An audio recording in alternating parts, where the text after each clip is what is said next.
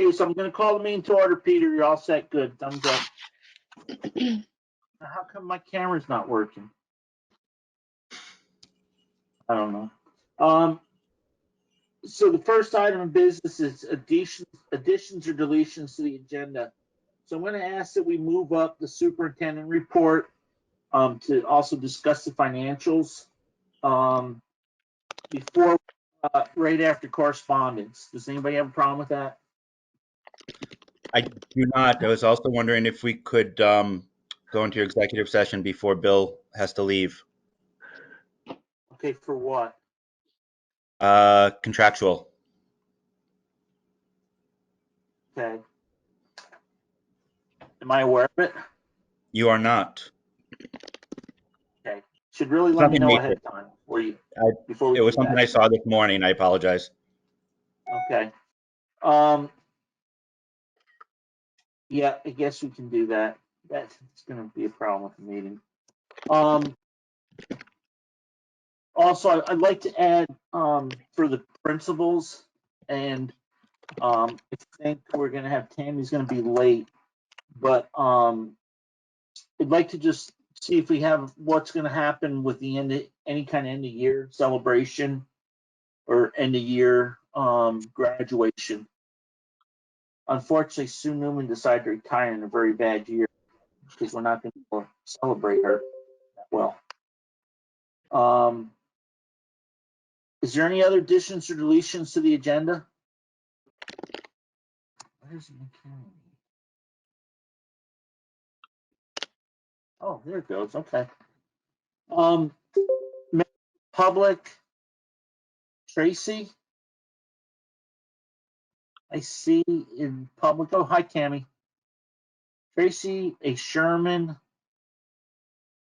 I think that's it. Do you guys have anything for public?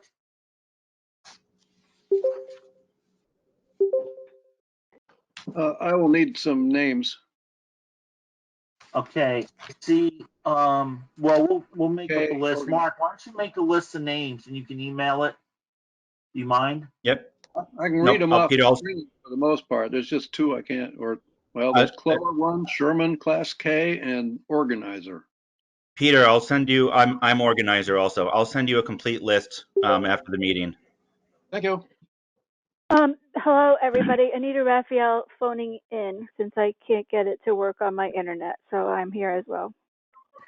Okay, so Anita Raphael's caller 1. How about caller 2? That might be me, Rich. It is. Okay, so Rick is caller 2. Mr. Chair. Yeah, I will. Excuse me. Richard, Yeah, may I ask Mark a question? sure. Mark, can you name the callers in, please? Are you doing that? I'm in the process of doing that right now. Amazing. Thank you. Okay. This is where it's not so easy. As the groups get bigger.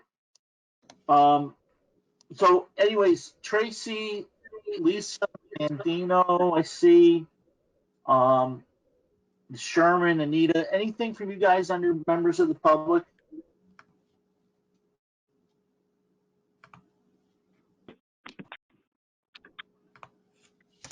Okay, seeing none, I'm going to move on to review and approve the minutes of the May 4th, 2020 meeting. Okay, I'd entertain a motion from a board member to approve the minutes and then we can make correct. Laura moved it. Do we have a second? I'll second. It, Rick. Okay, sounds like Rick seconded. Peter, I've got on the call to order, I think we spelled somebody's name wrong. I think we got Mark's last name wrong on a move to approve the minutes. I will check it out.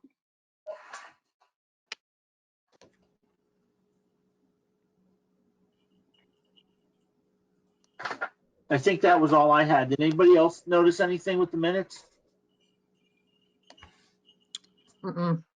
No. Okay, hearing none, all those in favor, please say aye. By roll call, Rick, Aye. Laura, Aye. Kate, Aye. Mark? I I don't see Dwight yet, do I? No. Okay. So it's unanimous on the minutes. I have no correspondence. Bill, Matt, or Tammy, any correspondence you're aware of? No. Okay. We asked to move up the new business, the financials. So you should have gotten in your packets some financial information. First thing is, and I see Lori Garland. I don't think we get her picture, but I think she's there. Lori finally got together with the auditors from about Dover from like 2 years ago, and it appears as though, hi Lori, we may have um, been given some, we may have had some wrong numbers in our fund balance and our reserve fund. So Lori, you sent some documents out. Which one do you want us to look at to go over the fund balance first?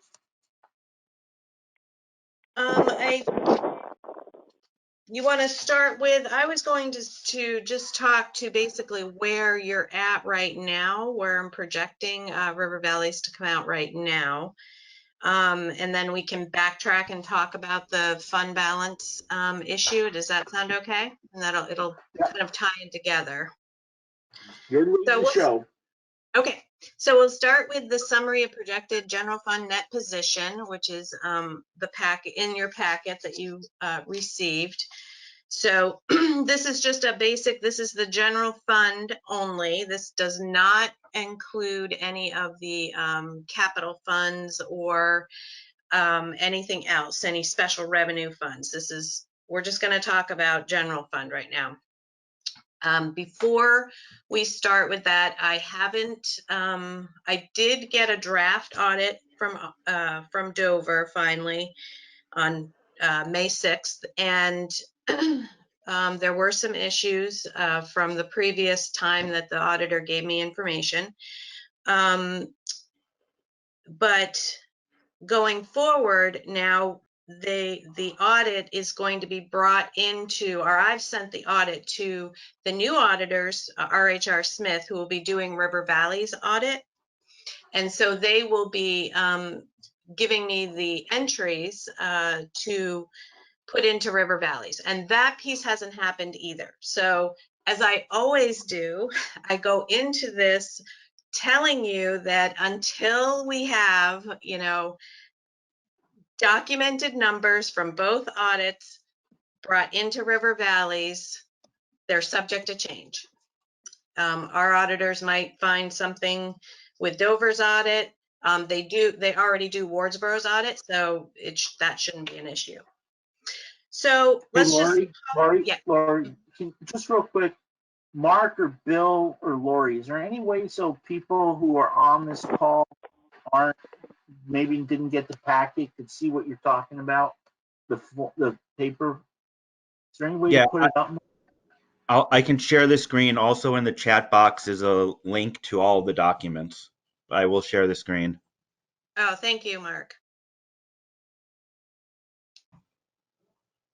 Okay, Lori, go ahead. I'm sorry. I just wanted to make sure people, when you're talking about something, we could see it. Okay.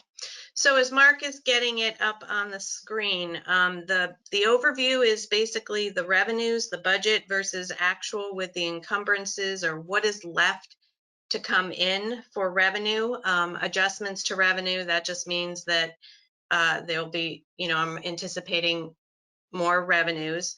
The revenues did fall short though. We are predicting a shortfall of revenue from a variety of different reasons, and we can talk about those, as we go through.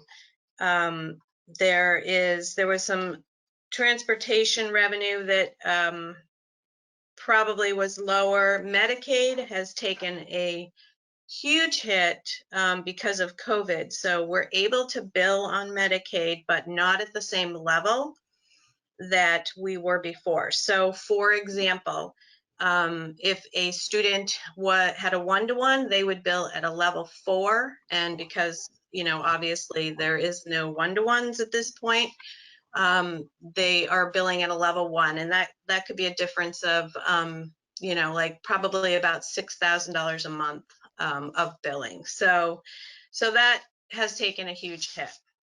So revenues are coming in a little short, about 1% short. They're $55,000. Expenses. So expenses are actually in the black, which is great, and I'll talk a little bit more about that in a second. So that's your top number there that has the 113,914. And then I know that there's some adjustments to happen to revenues, and there will be some additional expenses between now and the end of the year. So I'm predicting those to be around 65,000. So of course, this is my best estimate at the time. So expenses are coming in ahead of budget by $103,000. So overall, surplus of 48,000. So let me just back up and talk about the expenses for a second. It's great that they're coming in ahead of budget, but there were some major expenses that were either not budgeted for, that we couldn't have planned for, or there were some overages.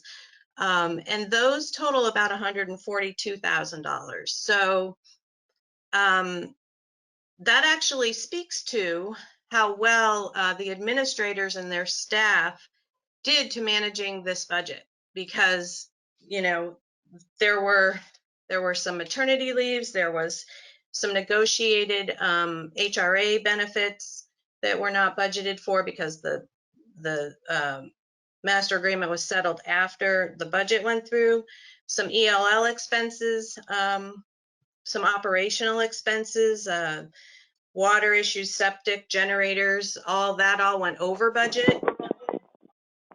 Some excess bus expenses, and some other items, smaller items that were also over budget. So all in all, well done, really, in the end, and we'll see where we come out. We may not spend that 65,000, so that would be, you know, would add to the end number. So then the beginning reserve fund balance, that is a little different than what you had seen in the past, and we'll come back to that.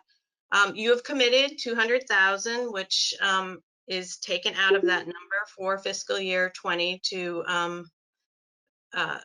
lower the tax rate. And then you add in the surplus of 48,000, so your projected end reserve fund balance is 257,000. Again, all subject to change, but 200 of that is committed for fiscal year 21. Okay, so be mindful of that. So that's basically talking through where things are now. And, you know, I've also attached, you can scroll, Mark, if you want, the expenditure and revenue reports, and I'm happy to take questions now, or, you know, at another time to talk about any items that you see. Some of the items that I put in the front copy, the summary, are because I know that they're going to be changing in here. So you might see something like if you go to transportation, you would see it's way over budget. Well, it's because I know that a transaction hasn't happened yet, so I accounted for that on my summary page. So some of it's just a timing issue.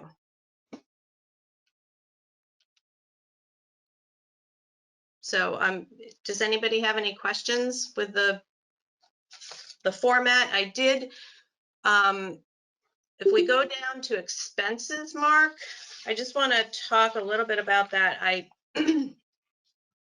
actually, I pulled this report a little different than I normally do, and I wanted to talk about that. I find that it's very helpful to look at a budget in several different ways. So typically when I show you, you know, year-to-date expenses, I usually do it by level, where you have your pre-K and then your elementary, secondary, and then your district-wide expenses. In this one, I did it by basically by department or by what we call function. So it just gives you a little bit of different look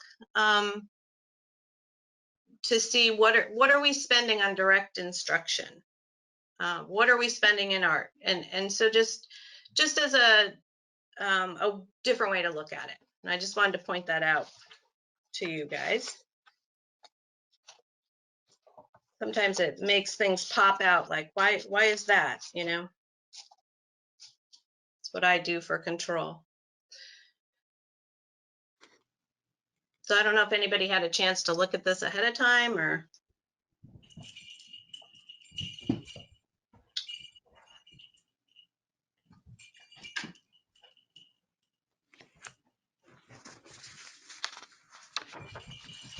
Lori, is there a specific section you want me to? No, I'm just, if there's questions, I'm happy to answer any questions right now, or I can move on and talk about, you know, the fund balance. The I'm sorry, Rich, do you mind if I ask a question? No, go ahead. The additional expenses that you spoke about, the 142K, Right. are any of those attributable to COVID-19? No, none of them. Huh, great. Okay, thank you. Yeah. So I will, that's great. I'm glad you brought that up, Mark, because I will talk now about that. So what this picture doesn't show you is the food program. So the food program right now is running in a deficit situation. We moved, we thought it was going to, let me back up. Food programs typically always run in a deficit situation, and we move money from the general fund to make the food fund whole at the end of the year. I've done that transfer. We predicted that to be projected that to be $45,000. I expect that I might have to move some more money to make that fund whole, and that is due to COVID. So there's additional expenses, particularly in the supplies, you know, what they're packaging the food in, that type of thing. There's also been a little bit of a hit to revenues. You're obviously not having parents pay for food now, although the federal food reimbursement is supposed to be a little bit higher than you're getting before, but I'm not sure that it will offset the entire thing. So you can see on that last line there, the transfer to food service, 45,000, that's what I'm talking about. So we may have to transfer more money at the end of the year, but we're not quite through knowing exactly what the additional expenses are going to be or the reduction in revenue at this point. The state payments and the federal payments are lagging way behind. So I've only gotten through January right now. So it's a huge lag. Are we at any risk of a cash flow problem overall? So far, no, we don't have, no. Right now, we're okay with cash flow. Okay, thank you. Yes.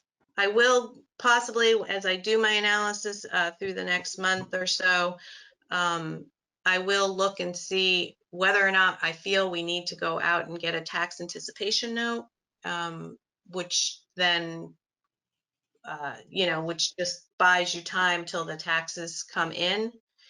The towns do have to pay on time. They did not get a reprieve from that, so they still have to pay the school district on time. I think the taxpayers did get a bit of a reprieve as far as when they have to pay, but I'm not fully aware of those dates. So. Yeah, I think that depends on the town. Right. Mm-hmm.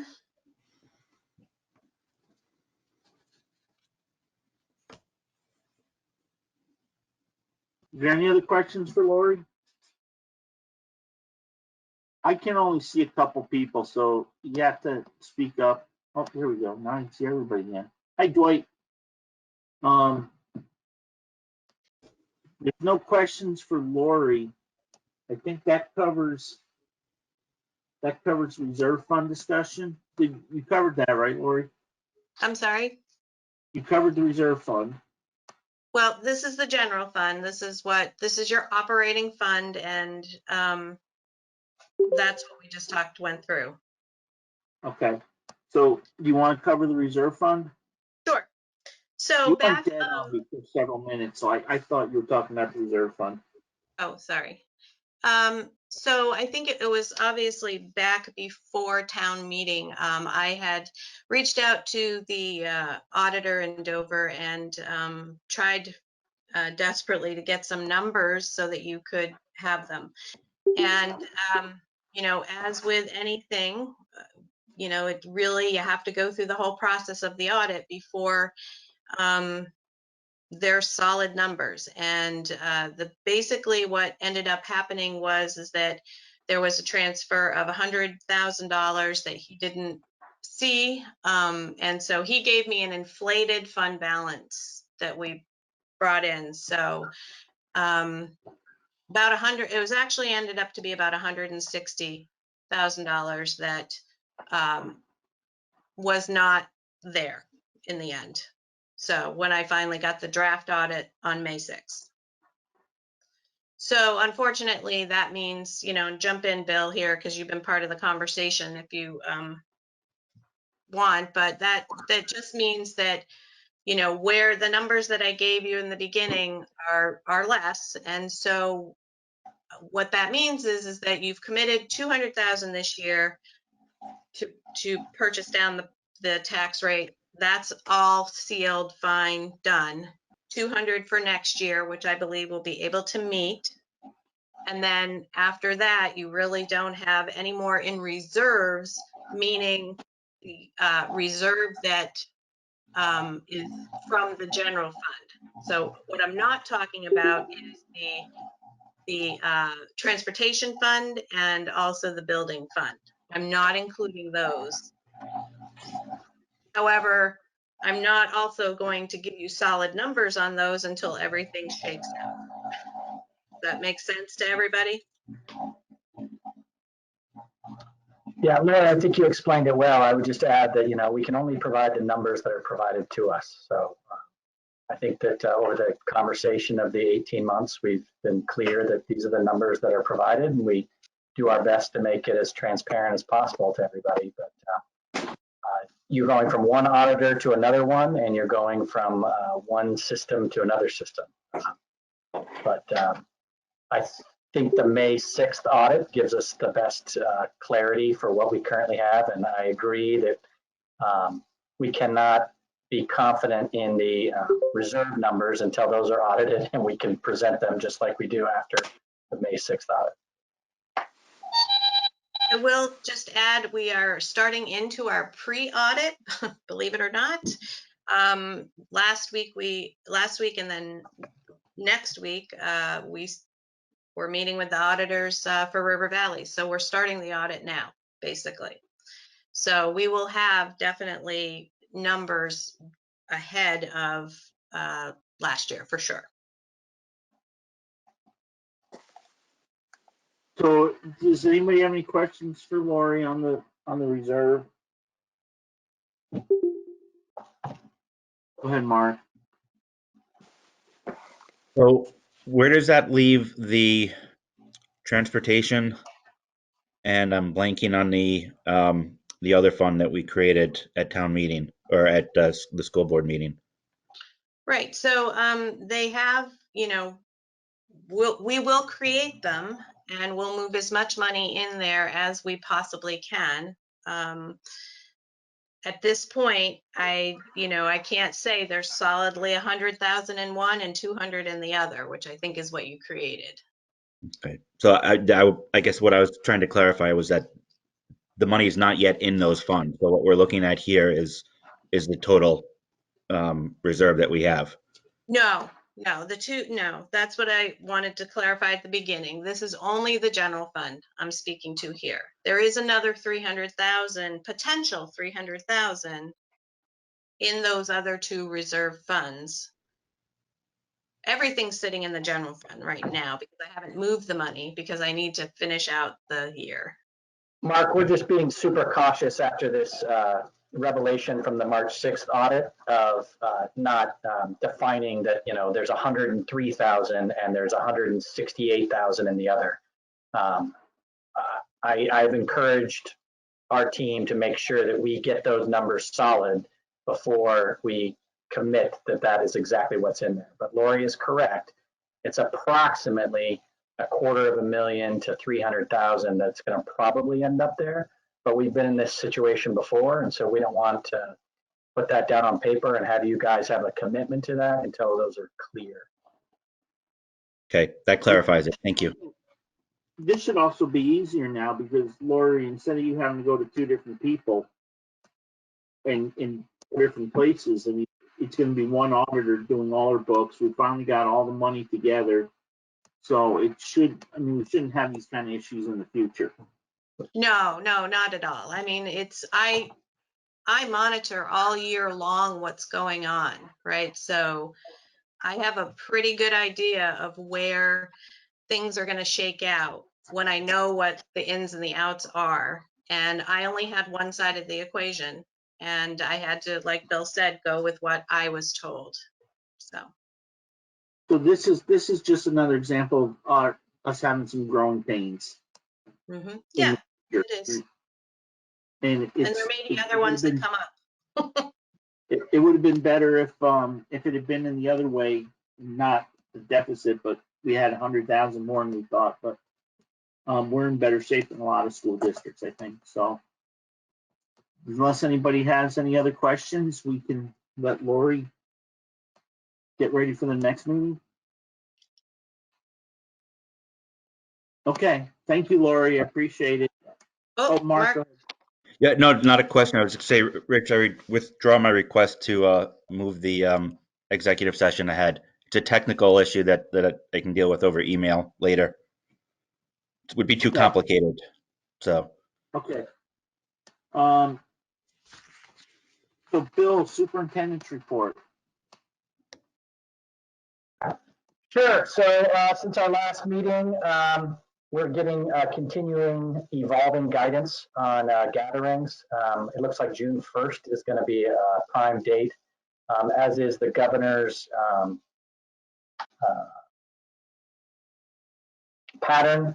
He is previewing that June 1st is rising from 10 people gathering to 25. So both Matt and Tammy are thinking about how that will play into some ceremonies for the end of the year.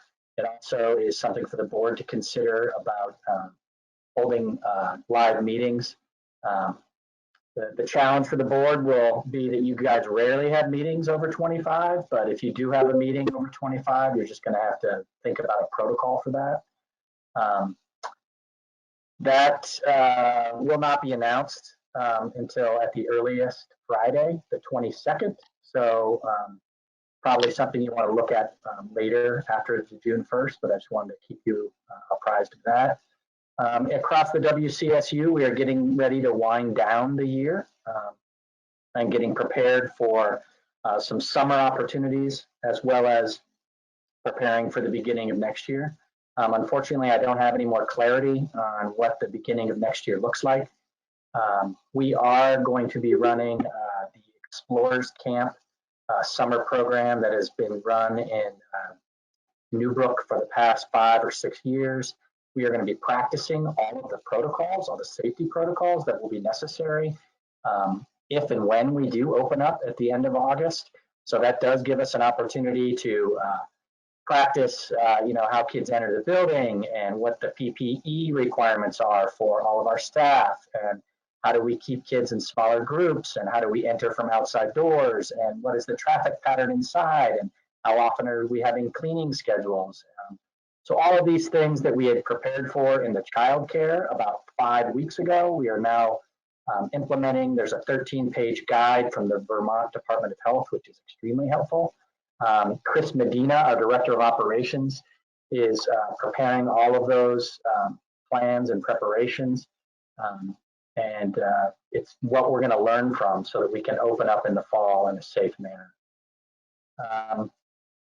those are kind of the major things that we're working on at the SU level. But I'll take any questions if anybody has any.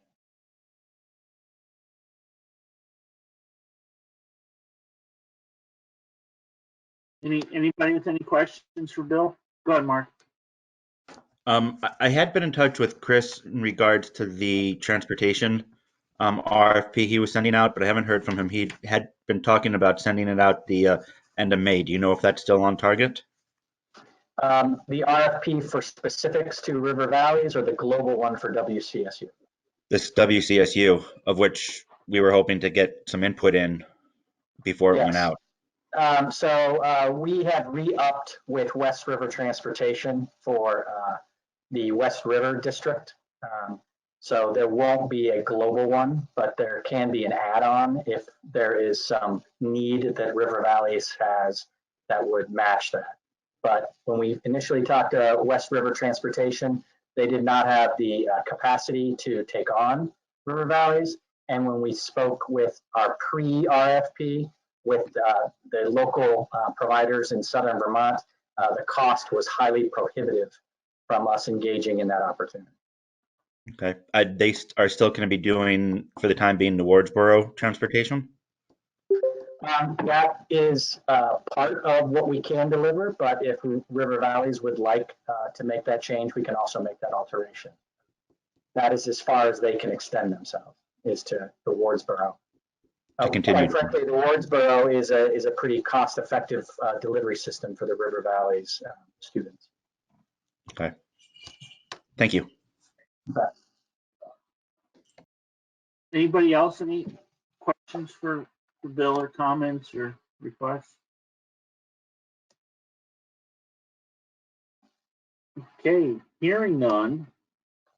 Let's go back to old business and principals. You guys are okay right now. Tammy, you don't have to leave us, do you?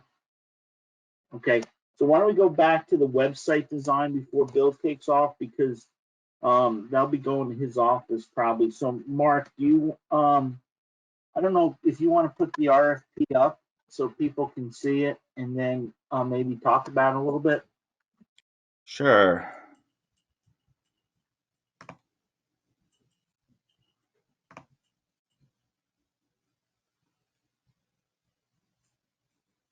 Well, you're pretty up. Did all the board members get to review it? It was sent out in an email, so hopefully.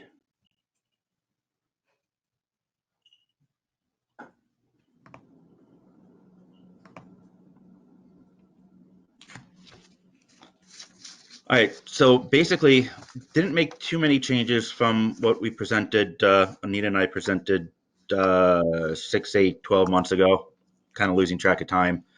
The major change is that I took the budget section out.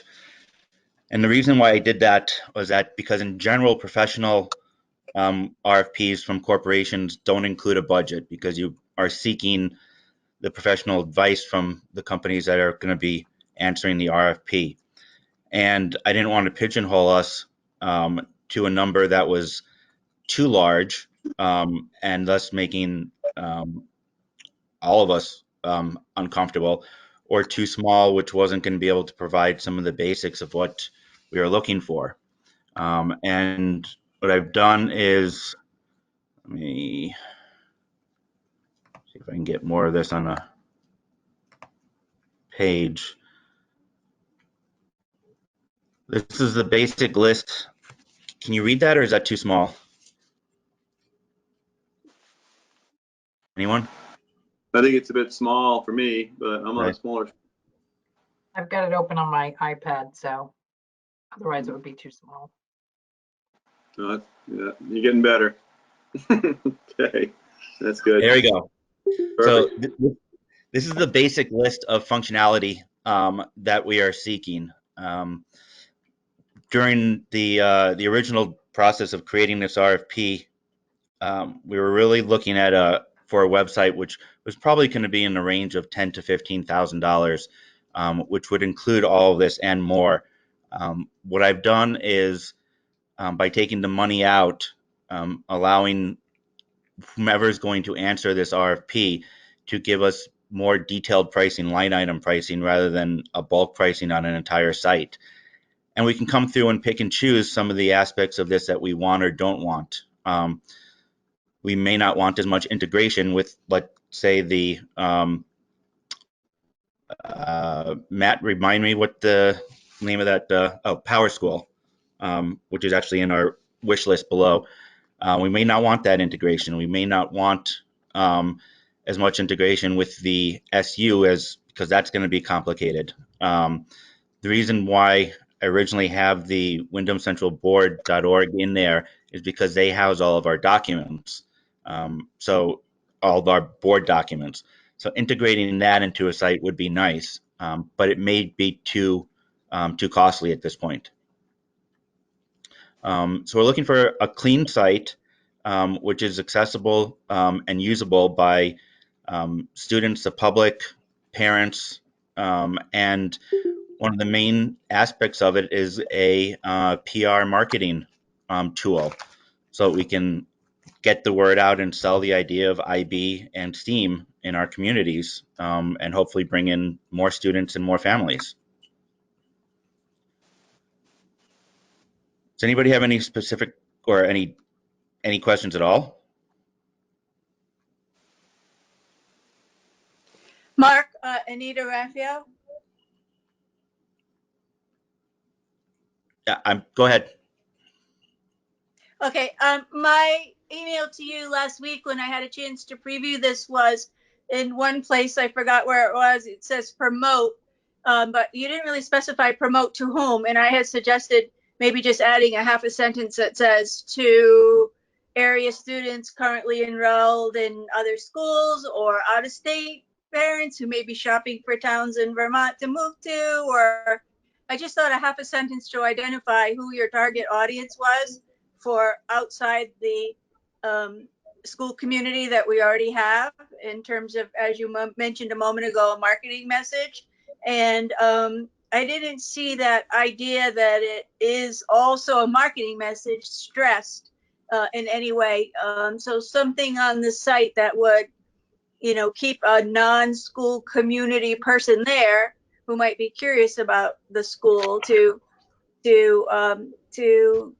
click here to see what's going on in third grade, or click here to see what's happening in IB at the library at Dover or something. So those kinds of little things. I always come at everything from the outside in, and you always come at it from the inside out. So we're kind of. Which is why I wanted you at this meeting. Well, thank you. So those were the only two things that I thought of, and if that's part of the goal of having these two distinct curriculums, and then put that somewhere in the list with a little half sentence as to what you mean. Otherwise, I think could get overlooked.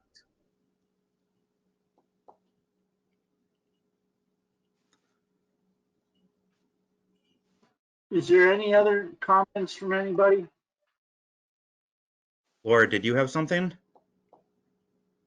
Trying to remind myself about the budgeted amount for this. We had it was originally 5 to 15,000 was the range that was in the first RFP, which really was too large a range to begin with. I also think that we're going to get a wide range, hopefully get a wide range of proposals from this.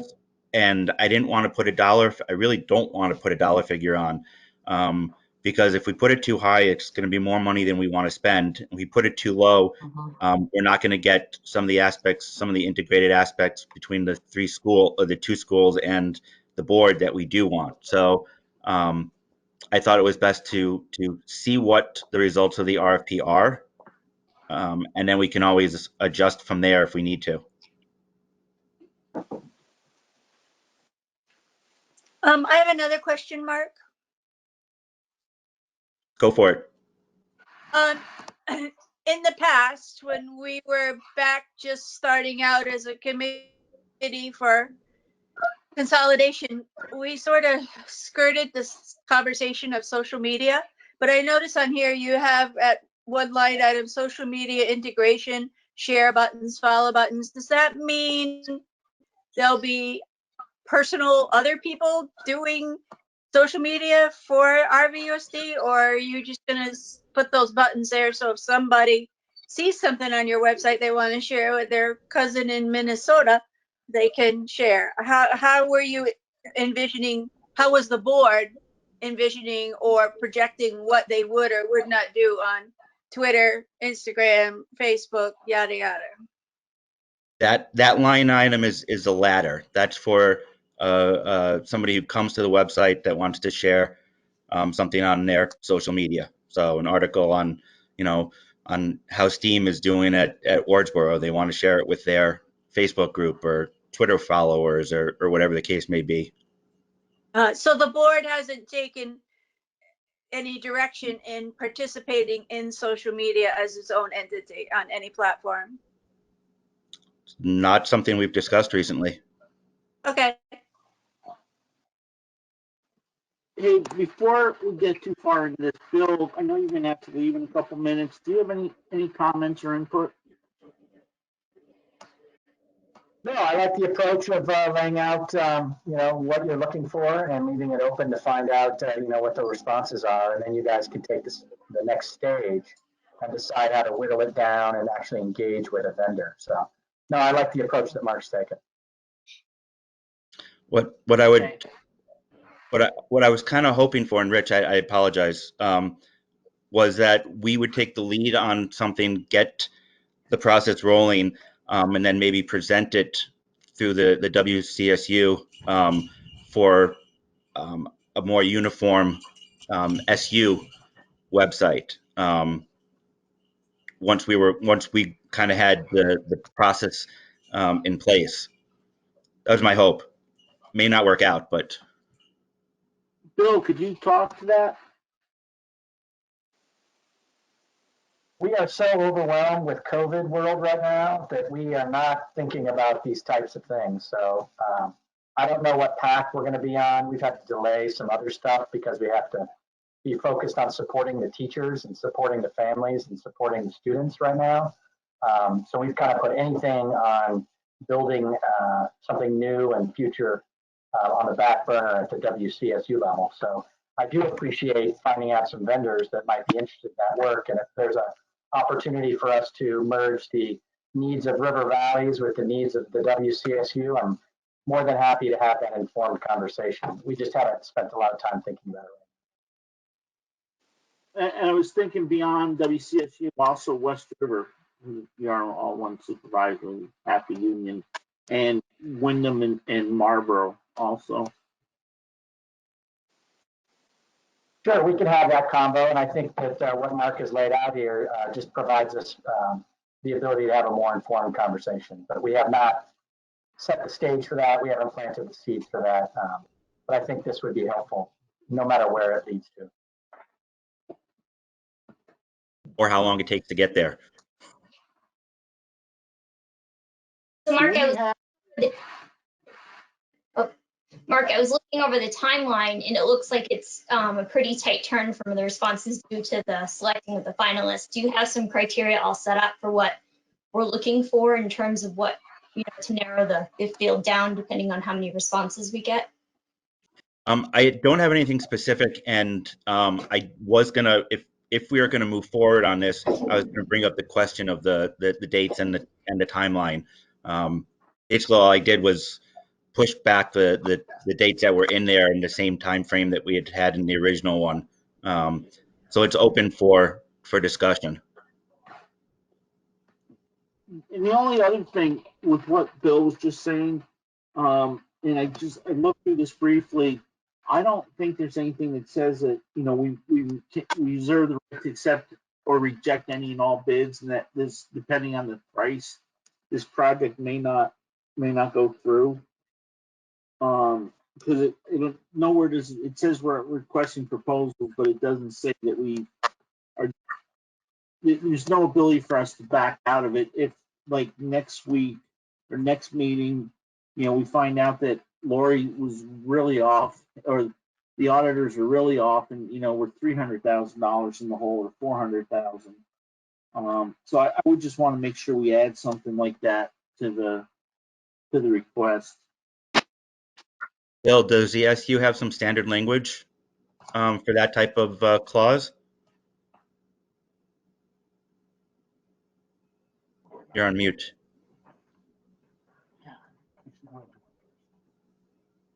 He's not sleeping over. No. I don't have it at my fingertips, but I mean, if that's an augmentation that we needed to get, we could get that for you tomorrow, no problem. Okay. Yeah, no, Rich, I think that makes a lot of sense. Is there anybody at all, board member, and I can only see a couple people because of the document up there. If anybody, does anybody have any questions or comments or thoughts? Go ahead, Dwight. Oh, okay. I wasn't sure if you guys could see me. I'm having technical difficulties here. Mark, this looks great. It's really excellent. I'm wondering, with the new world we're having here, where everything's digital, is there any way that the website can enhance kind of the online learning that's going on now with COVID, or is that somehow, it's going to be related, or there be some, ways that will help in that way?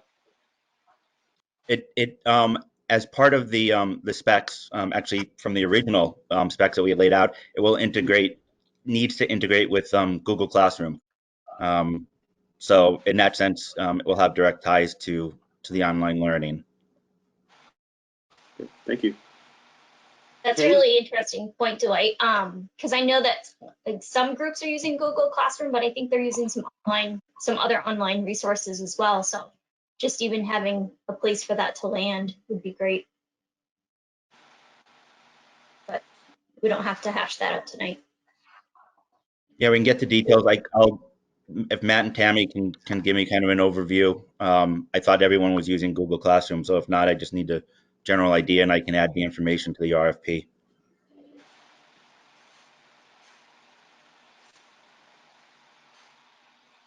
Anybody else? Rick, you got any comments, sir?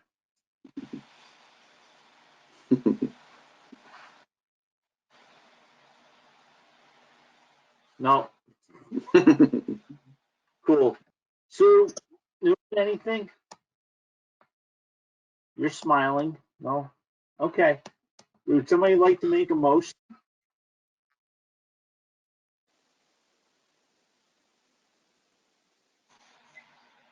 What are we voting on? Well, we would make a motion to approve the RFP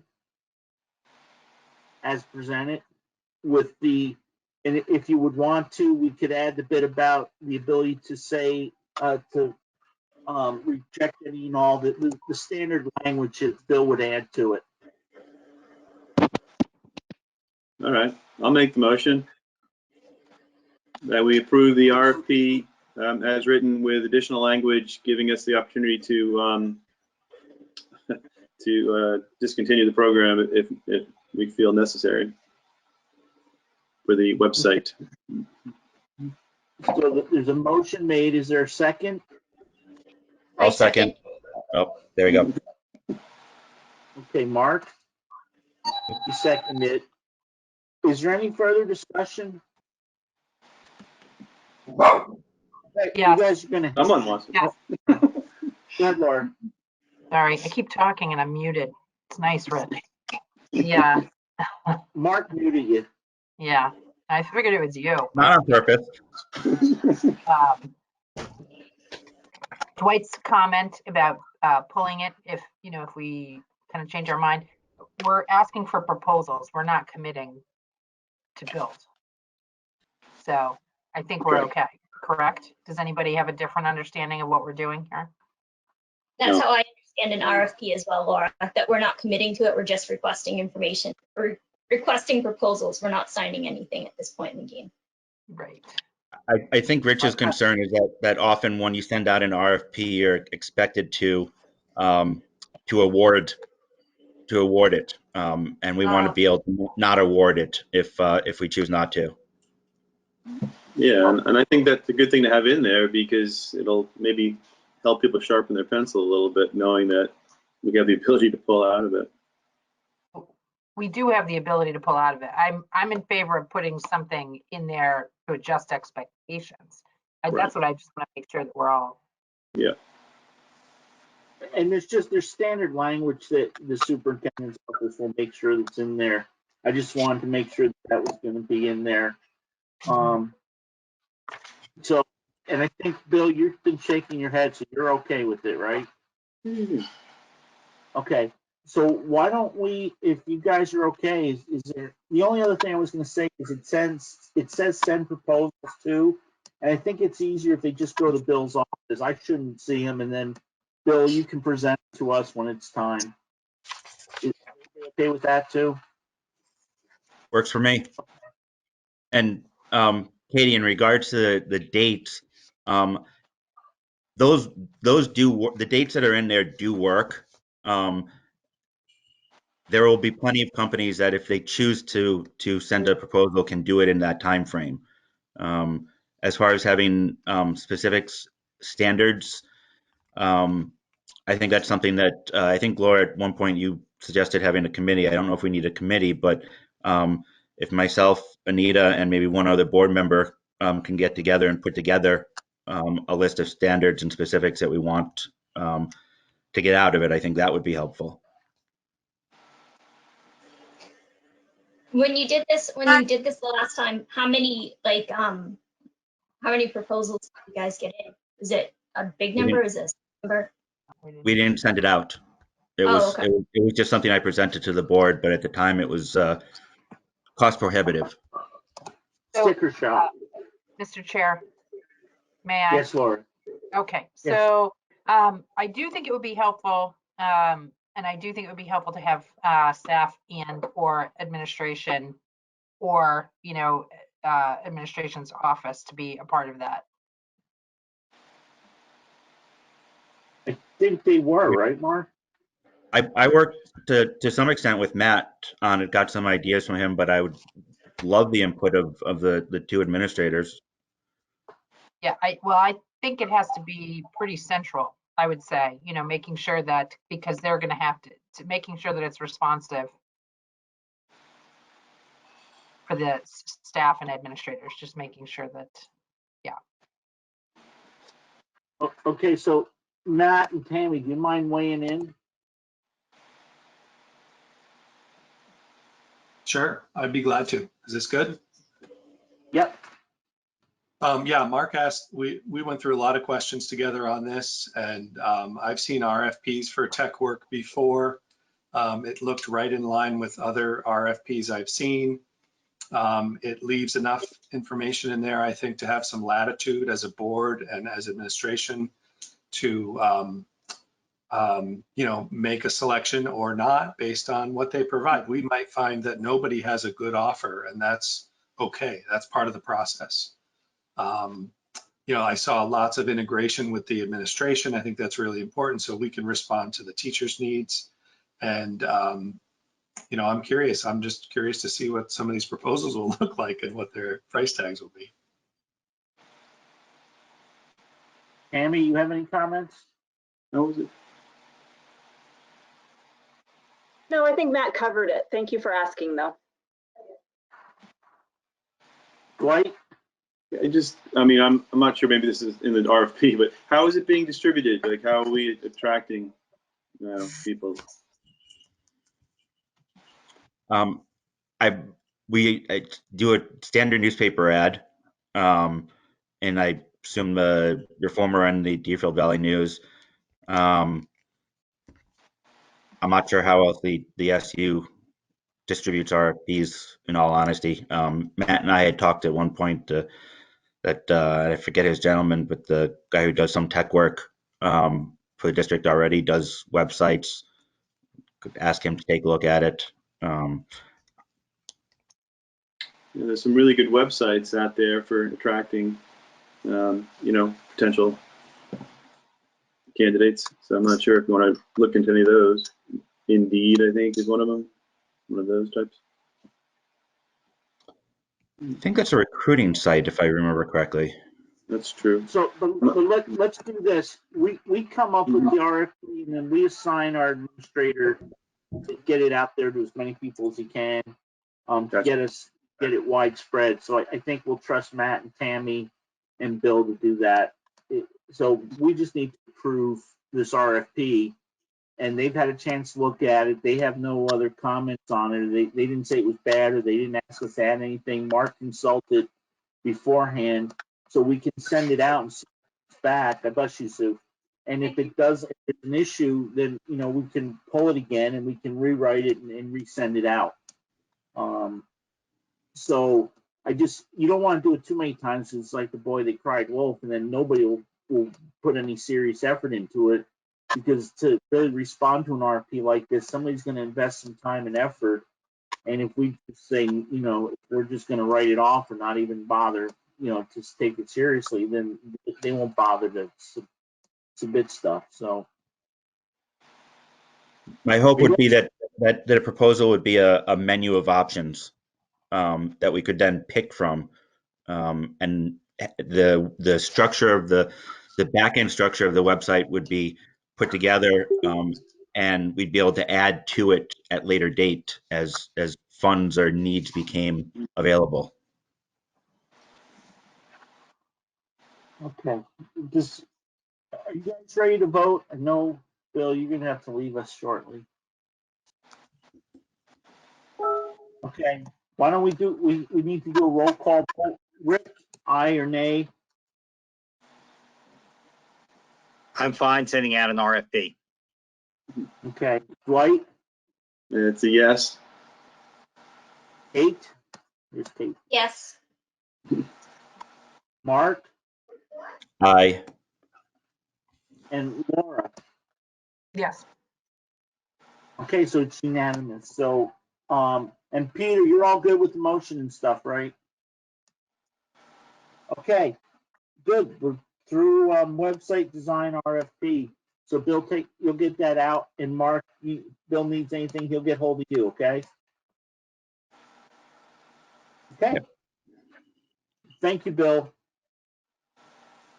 Next item is IB update survey review and discussion. So Matt, you have a whole bunch of stuff to look at. 4 or 5 pages. If people need it to go up on so they can see it, let me know. That again, the problem is when it goes up there, then I don't know if anybody's asking would be recognized. I don't know if Mark can see everybody or not either. But why don't we let Matt go ahead and I think it was 4 or 5 pages. You gave us a really nice colored graph. Yeah. And you want to go ahead and tell us what you found. Sure. So yeah, the page went out, of course, with all the other meeting documents, and I thought I'll just give you a brief, maybe 30-second view of the analysis. So I met with the IB coordinators back in the winter, and we talked about doing a 2-year program review. This was the end of our 2nd year of having a full year of authorization. We also had received a letter from a parent with some questions and concerns about the program, so we thought it would be timely to do just a quick analysis and see how parents are feeling about the program. So we set out to find out essentially answers to 3 critical questions. One is, as parents, as family members, do you support any kind of authorization for the school, or do you support no types of authorization for the school? As the IB program is a type of authorization or accreditation. Second question was, we wanted to know if parents and families felt confident in the material, that they generally had a good idea of what IB is and how it impacts their child's education. The third question was that we wanted to know if parents generally supported our continued development of the program at Dover School, because it does require money and time and coordination, and it's a lot of work to keep the program going. So we wanted to make sure that the parents are still generally behind it.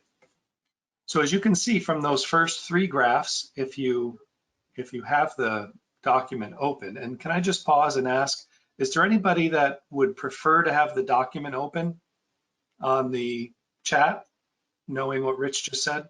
Okay, it looks like I see lots of heads, but there are a bunch of cameras muted, so. No. All right, seeing none, Good. we'll proceed. I wanted to give people an opportunity to agree or disagree or do that strongly. The questions are designed from the perspective of what do I want to know?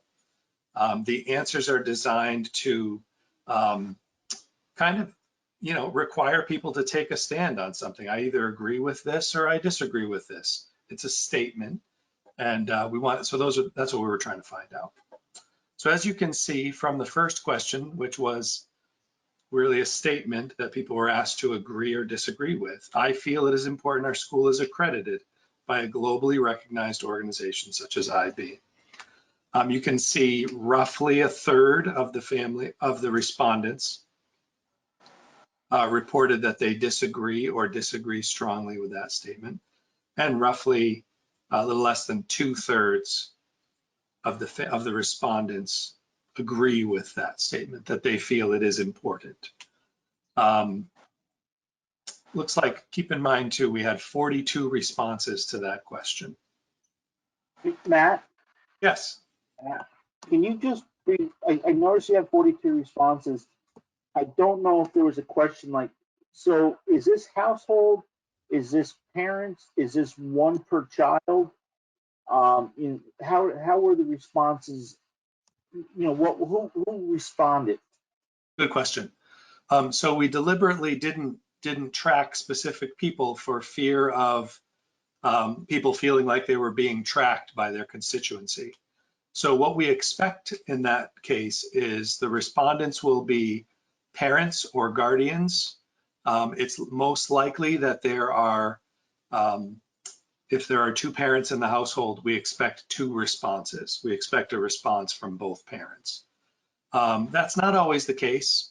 And in some cases we don't get that. And honestly, we don't really know because we didn't specifically request that information. So this could be 21 families. This could be 21 families, yeah, with 2 per family. And how many families do we have in the elementary school? Well, when we do family-only mailings or family-only send home, we send about 68 items home on those days. So you got about a third. Yeah, we figure we got about a third of the possible parents and guardians to respond to this survey. Does that help kind of figure out? Yeah. Yeah, thank you. I thought that was important. If it was like 42 families, then it was like 2/3. That's a bigger number than if it was 2 or people responding per child. So I think that's good to know. And that's a pretty good response rate, I believe. It's right? not bad. It's not bad. Yeah, it's not our best, but it definitely is not bad. I always like to see a lot, but yeah, not bad. Okay, and then the second question was really for the coordinators and I to know if, what kind of job are we doing with promoting what the program is and how it impacts the children's education. So this was actually, we were quite pleased with this result because, it's a very high percentage of families that have a good idea or report that they have a good idea of the program and how it impacts their child's education. Again, high percentage of the respondents. The next question talks about whether or not they generally support the continued development. So the statement is, I generally support continued development of IB program.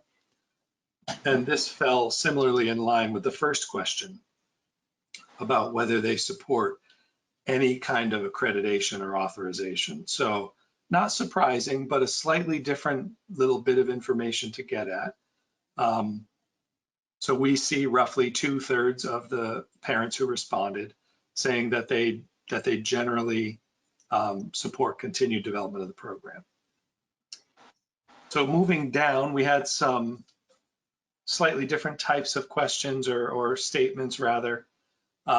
This was really so we could pick up information about how we can improve the program. We thought we'd be able to improve on communication.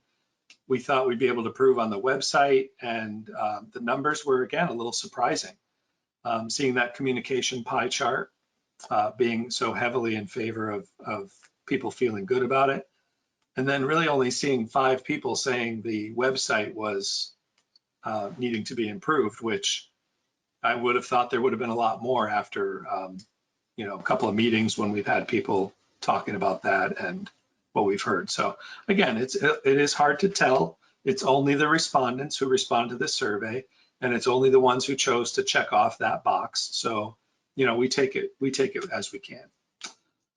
We also offered the opportunity on that question for people to create their own answer, and I'm not going to go through all those, but you can read those. Some good, useful suggestions there, and then some things that, you know, we won't be able to use. And then the last piece was a little open-ended, and of course, questions like this are a little scary when you put this on a survey because, you know, you're really putting your program out there for people to throw darts at you. However, if we claim to be reflective about our practice and we care about developing our programs and what we're doing, I think we have to ask these questions. So this was a kind of an open space for other thoughts, and I did put in a little piece in there about please use this space to offer your praise, suggestions, ideas, thoughts, or productive feedback, and an opportunity for people to leave their name if they needed to receive a response. Unfortunately, nobody did that, which is okay. Which meant people were preferring to be anonymous. But again, this is full of some really great and helpful comments and a few not very helpful comments. Most of this we can grow from and get better from. So I'll let you read through those, or maybe you've already done that.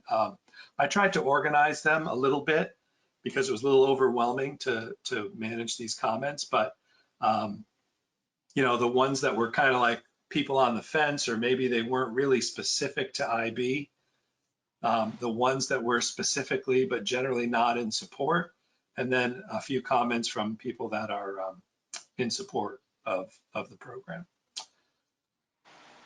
So any questions about any of the comments or anything? So Matt, I want to ask you a really tough question, and you can pass if you want, okay? And we won't, like on that game show, you know, whirl you around in space or anything. But you came into IB kind of stuck in the middle. It was kind of like a freight train coming down the tracks, and then developed in the passion of a previous administrator, and then you got hired while we're in the getting the program up and running. And you know, you learned a lot and you've done a lot with it, but it wasn't exactly your program. It got forced on you. I think you've done a wonderful job, and I've commented several times to you that, you know, to carry somebody else's vision through is not always as easy as when it's your own vision. But can you give me an honest assessment or your honest opinion? I mean, what do you think about the IB program yourself? Before we then we'll open it up to other questions. Well, yeah, that is putting me on the spot, but that's okay. That's good. And you can pass. No, I'm not going to pass. You know, when I was being interviewed for the position, you know, I tried to dutifully do my research and figure out what is this IB thing and what does it mean? And knowing that I was likely to be peppered with questions by the interview committees about, you know, what's your stance on this and what does this mean to you? And honestly, you know, I fancy myself a reasonably good researcher. Okay, I'm a little bit like a dog on the bone when it comes to finding things out. I had a hard time. A lot of the materials were password protected. You had to be an authorized school. You had to have an account, and it was a little frustrating. So I didn't know a lot when I got started with this. Then I went to my first workshop and I started to learn some of the vocabulary. I started to see how the primary years program was different from the middle years program, which was different from the diploma program. And it really kind of forced me to ask myself what's important to me about teaching and what's important about learning and what kind of academic culture do I want to be involved in. And what I found is that I like the IB structure for primary years. I think it's so different from middle and diploma. It really focuses on giving a school like Dover, which traditionally has not been a school that adopts programs in the sense that, you know, we buy this canned curriculum, everybody gets their book, and they got to be on page 16 on week 2, section 4. Dover has had a long tradition of kind of picking their own materials and having teachers have that creativity, which of course, you know, has its own drawbacks. But the IB units really give teachers a framework to build their curriculum on. And they have flexibility to bring things in and out. They can be creative. They can adapt it to meet their kids' needs. They can adapt it to bring in current affairs. It's focused on acting locally, but thinking globally. I mean, if there wasn't a time more important for us to be learning about the world than now, you know, I can't imagine. I can't imagine one. And then finally, when you see, not really finally, but when you see that this particular program has been adopted by 156 countries around the world, you know, I think we got to be onto something. It's something that makes us unique. I understand there's a cost to that. There's a cost to everything. If we roll back and roll out a bunch of canned curriculum, there's going to be a cost to that. And as a community, we may be forced to make some of those really hard decisions in the future. But my stance, as you know, I've been in this business for 25 years. I've seen a lot of kids, seen a lot of teachers. And I think for the cost, this is a great program that provides flexible structure to our staff to bring things to our kids that no other school in the state is doing. And, you know, I'm not going to say I get a lot, but I do get families that call us up and say, we're thinking about moving to your area. Tell me about your school. We heard you were an IB school. Had a call yesterday or an email yesterday from a parent who is moving out of the city, moving up to their Dover home. They got 2 kids, one of them in 1st grade next year. Yes. And their daughter attends the United Nations International School, and she speaks 3 languages.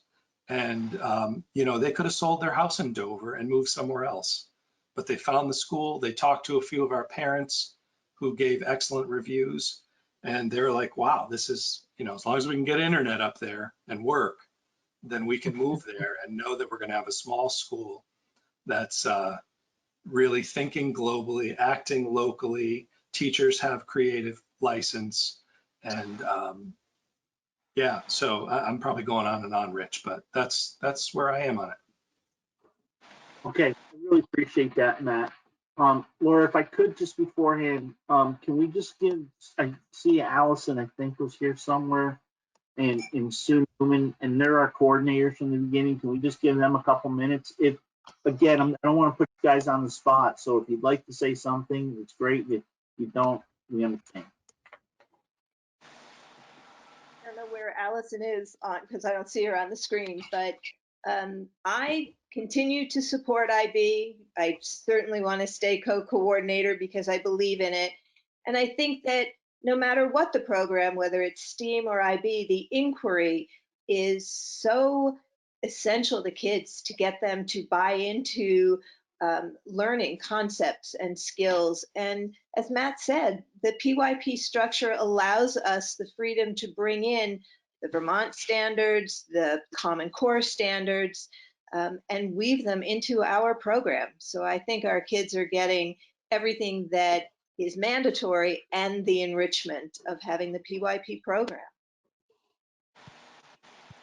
Thank you, Sue. Allison? Yeah, I just wanted to say that when I heard parents were questioning, I really wasn't concerned about it because I knew it was just a minority. And I think that's a common natural thing to have a small minority question, and I think that's a healthy thing.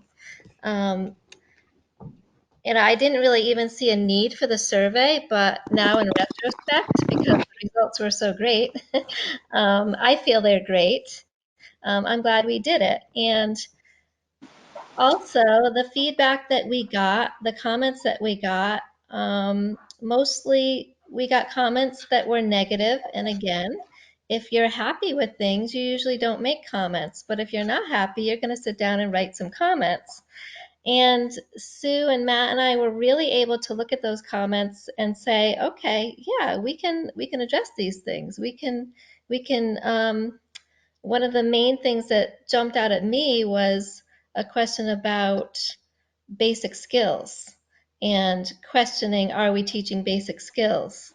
Now, I just have to laugh at that because it's probably 80%, if not higher, of what I teach is basic skills. I wish that I had a little more time to teach other things, but that might just be a matter of communication. So we communicate very well now what we do with IB, and I always hesitate to say with IB because all of our teaching and learning should all be integrated.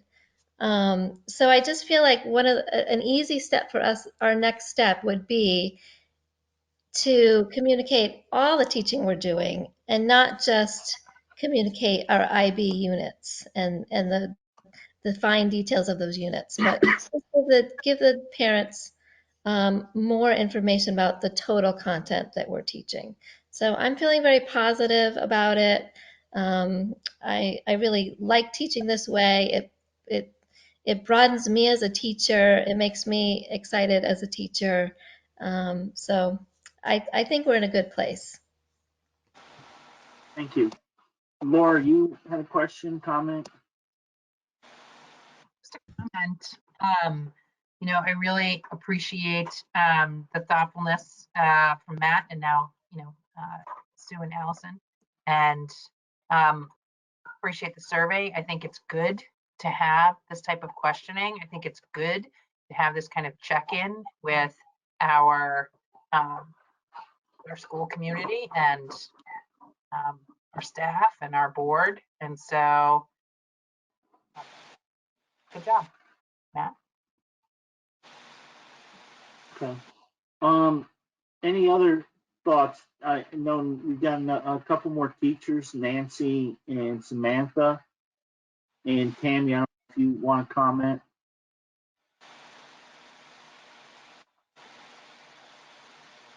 No. Is there any questions? We've got a couple people from the public on. There's a Sherman, I'm not sure who, and Tracy. Either one of you want to make a comment? Are you asking teachers to comment? If you want to make a comment, I don't want to put people on the line. I just want to make sure everybody gets a chance to be heard. I think it's going really well.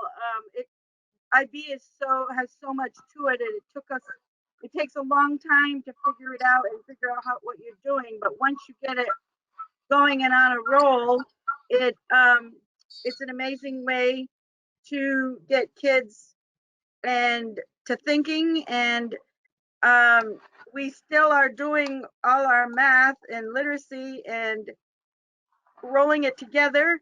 And I just think that Dover School has worked really hard and to develop this, and I hope it keeps going forward so that we can continue to develop and grow.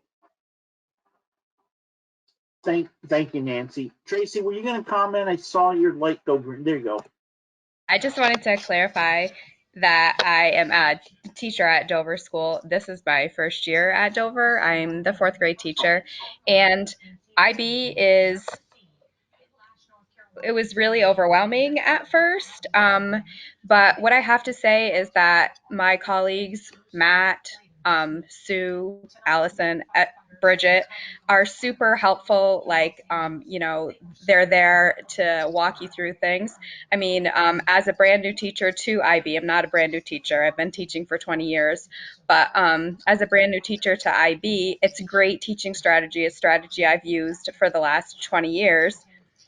But you know, some of the like the red tape of it all can be overwhelming for a brand new teacher. And so it's good to have some veteran teachers that are super supportive and things like that. So, you know, with new teachers coming in, it's great to still have Sue on board to help us. And I would consider myself still brand new to it as well. Thank you.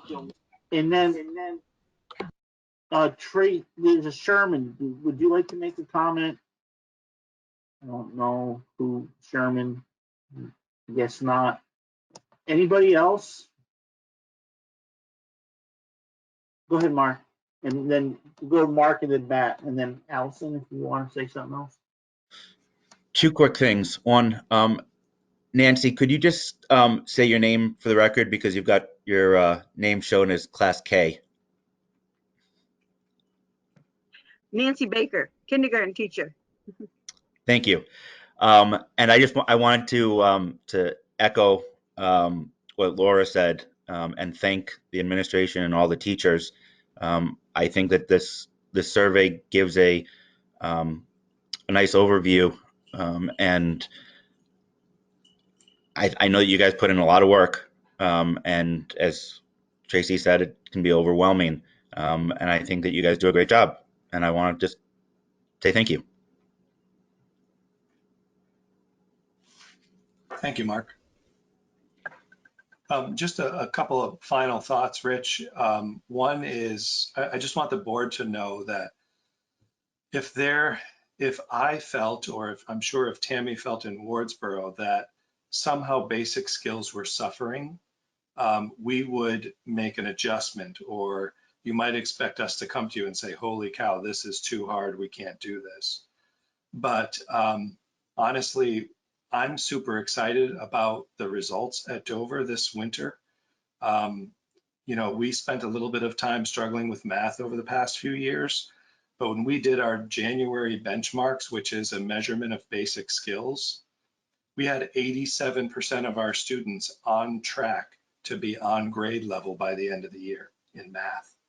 And to me, that's, I just get chills thinking about that, because that means all of our regular ed kids are on track, and a bunch of our students with disabilities are also on track.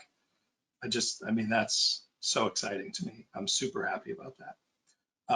If that weren't the case, then, you know, we'd have a different conversation and I'd have to come to you with other information, but I feel good about basic skills. I also have to remind us, like Tracy said, that we do have a lot of new people.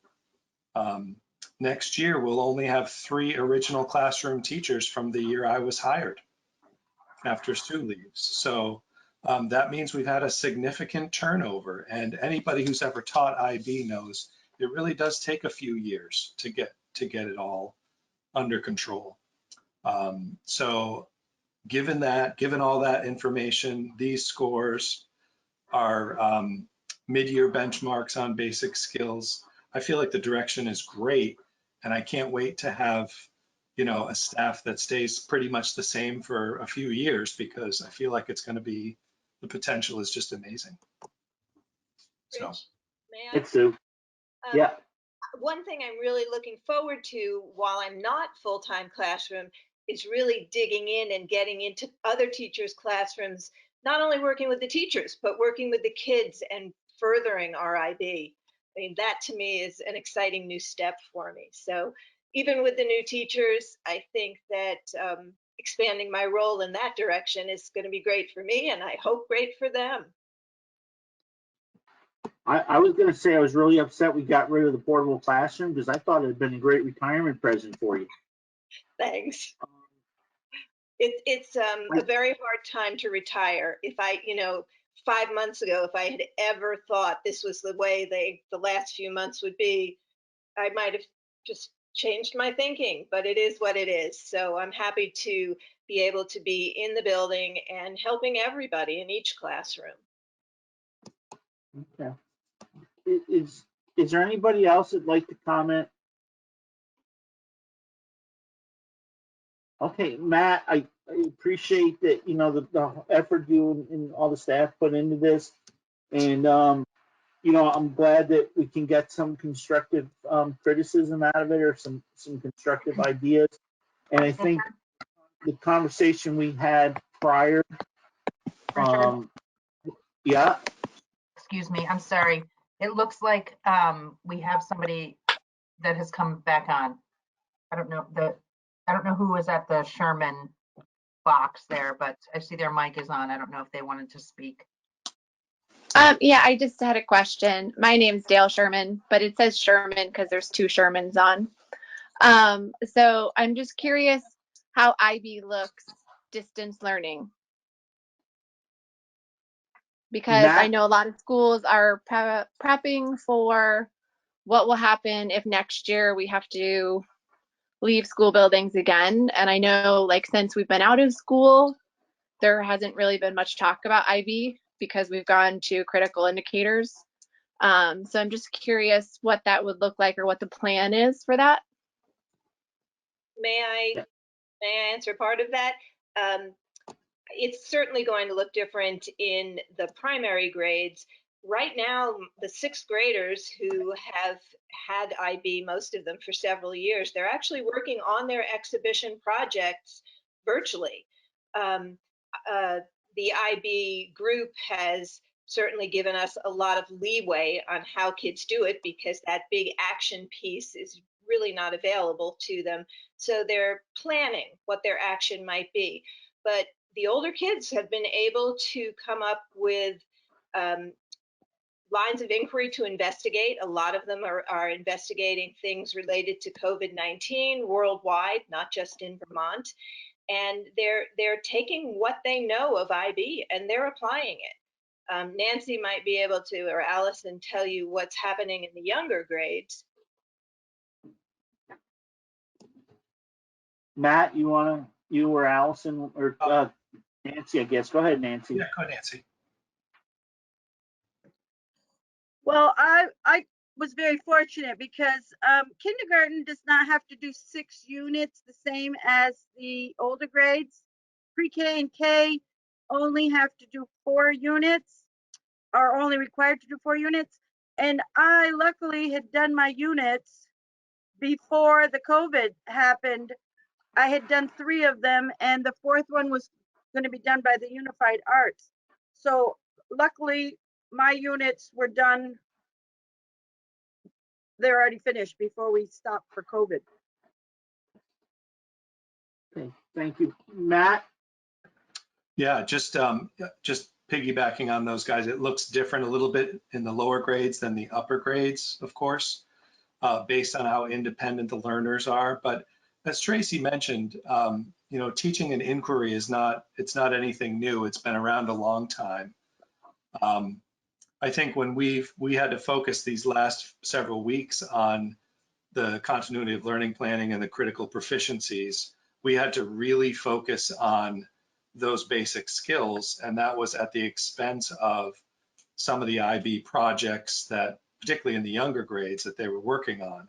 And I was wondering if maybe Allison would be willing to speak to that. Either, have you been, how much have you been able to sustain of your units, or have you had to completely revert to basic skills? Yeah, I completely reverted to basic skills, and what I did was I tried to find information for them to read, or videos to watch, or projects to do that I put as extra assignments for kids who finished the basic assignments that were have-tos, if you will. So they could still explore if they had the option, if they felt they had more time. It's a tricky situation because some kids are very independent learners and they're done with the work that you give them and they need more. Other kids are not in that situation, and giving them a certain workload can be overwhelming. So it's really had to be differentiated. So it certainly was not an expectation by any teachers, except maybe Sue with the exhibition, and her kids were just, gravitating towards it. So that was my situation. But I think that, Dale, your question was about next year. and how it will look next year. I am assuming that IB, because they keep on giving us information about the current year, that they're going to advise us and help us through that. And we certainly haven't created a plan. I think it's safe to say we're not going to just not do any IB teaching next year. So my plan would be to go with what IB is advising us to do. And in fact, I'm taking an online IB math inquiry course right now, and that is one of the questions we're addressing. What will this look like? Especially, of course, this is math, but what will this look like when and if we have to go back to distance learning? So hopefully I'll have some answers for that to share with the teachers. Right.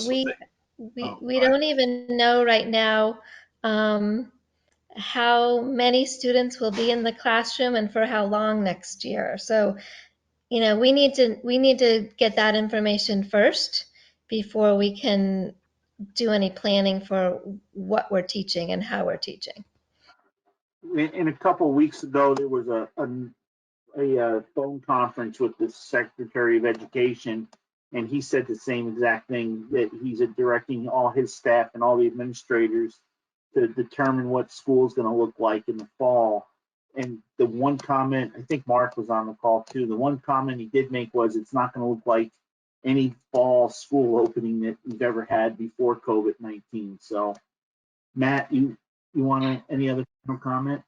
Yeah, just to follow up on Allison's comment, so much of it is dependent on how many hours a day we're going to get. So when we reduced to 2 hours a day, we really had to prioritize. We restructured our unified arts. So much had to change, and we're having to change. We'll have to change again, and we'll have to change when we find out what we've got to work with in the fall, and we'll have to prioritize then as well. So. Dale, does that answer your question? Do you want any follow-up or? Yeah, I think that answers my question. I'm just really looking for, I would think that the school was going to put that in as part of their continuing learning plan, and that would be something that they would be making a plan for, as we're making plans for just about every scenario under the sun right now. What are you guys doing in your district? For planning purposes? Yeah. We are planning some summer pieces. We're planning some teacher work over the summer in preparation for things. Wings, in coordination in our district, is doing some work, even starting up kind of in the next couple weeks, I'm pretty sure.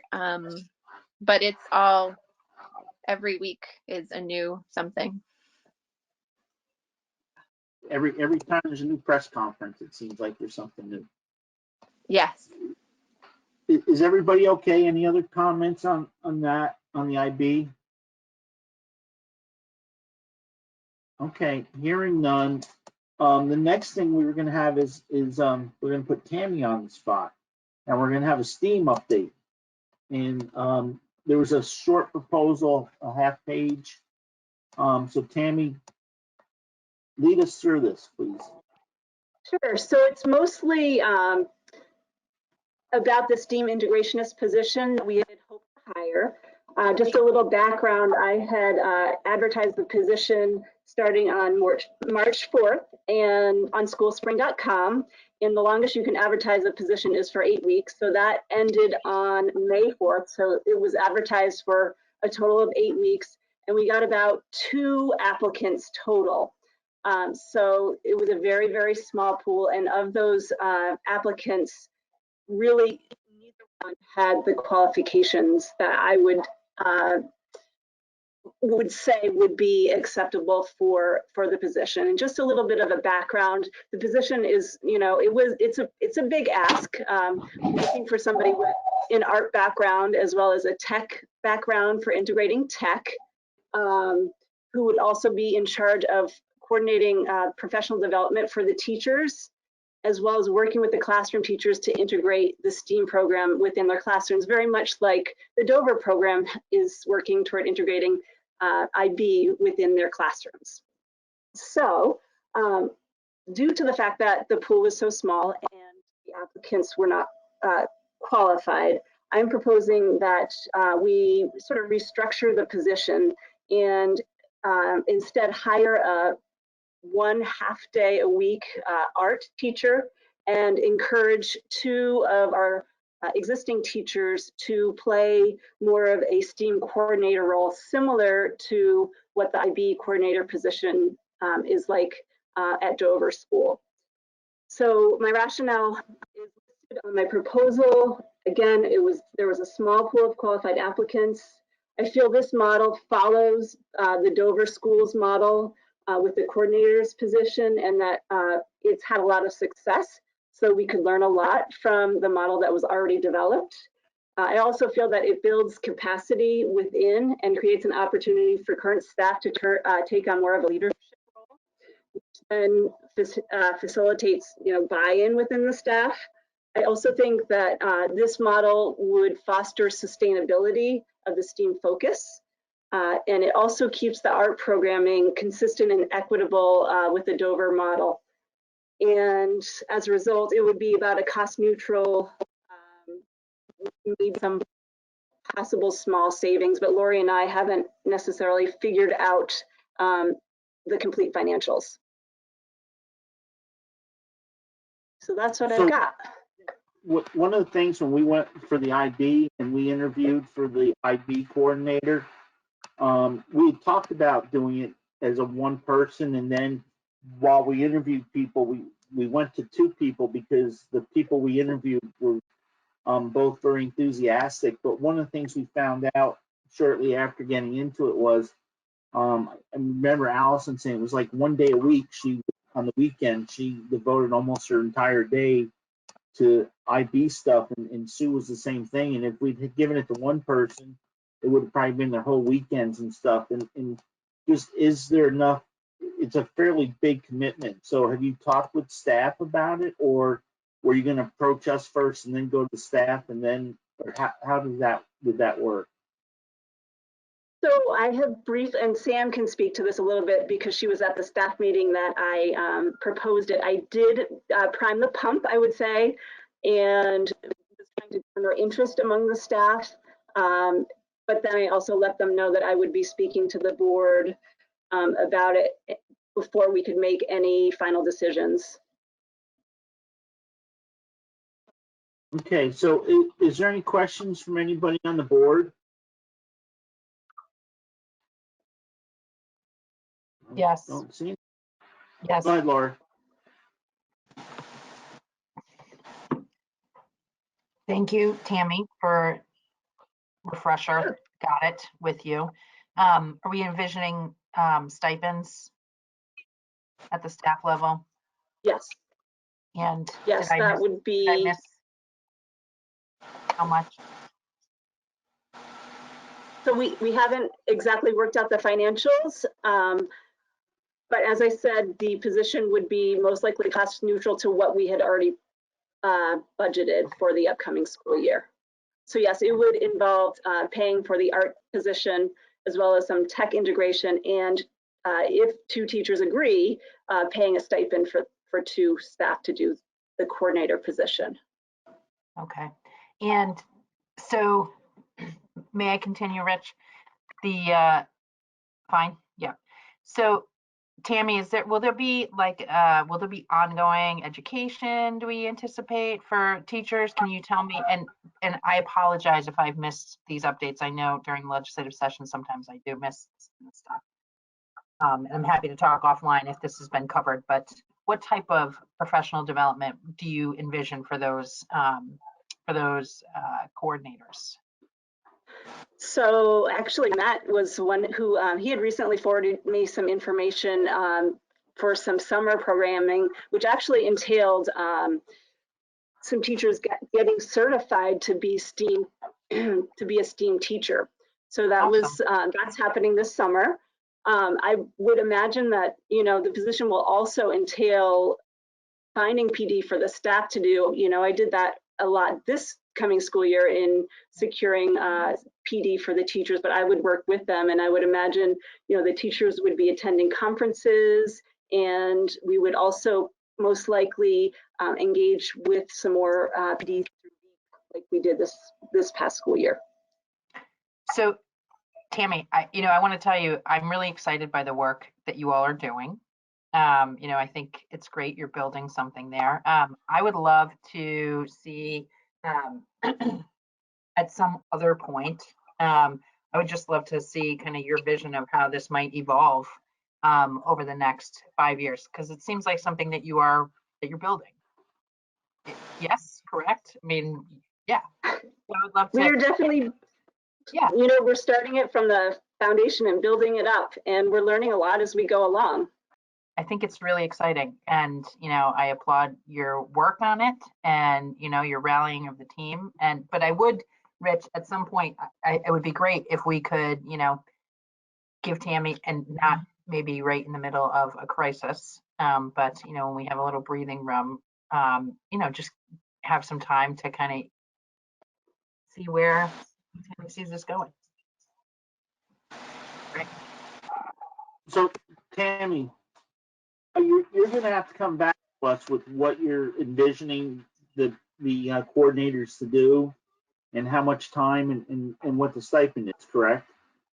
So, well, I can tell you right now, the positions would entail, again, coordinating the professional development for the teachers as well as themselves. It would also involve working with the classroom teachers, again, to integrate the STEAM program within their current, you know, subject areas. So those are two things right off the bat.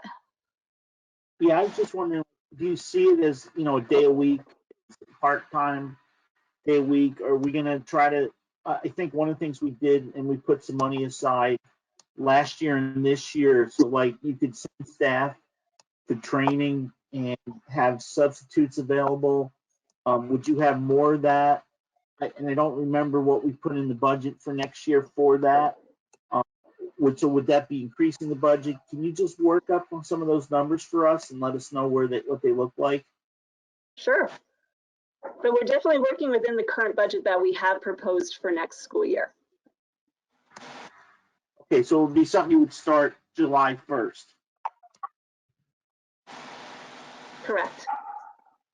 Okay. Dwight, do you want to make a comment?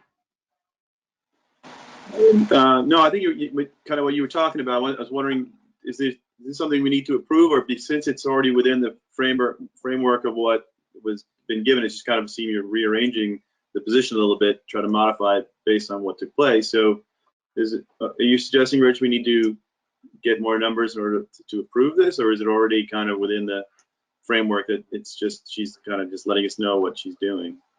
I understand. No, so we would have to approve any stipends because that's in addition to a contract. It's another contract that goes beside. So if it was going to be Tammy Bates was going to be the coordinator, she would get a separate contract that would state, you know, this is how much you're getting and this is what you're expected to do. And then she would present that to us as a board, and the board would actually vote on this. I feel, and you guys all correct me if you think I'm wrong, is, you know, we give the administrators a budget and we say, you know, try to work within the budget the best you can. And, you know, Tammy tried to do what our initial intent was to hire a person to do art and STEAM, and she can't find that. So this is a fallback that she's bringing to us, and I think it's appropriate, and I think it works. I just, you know, I'd like to see the specific information, you know, who we're offering these to, you know, what is going to be the process. I mean, we did actual interview processes with the board and the administration with the Dover when we hired the IB coordinator. So does Tammy see doing that? The staff in Wardsboro is so small, you know, I don't know.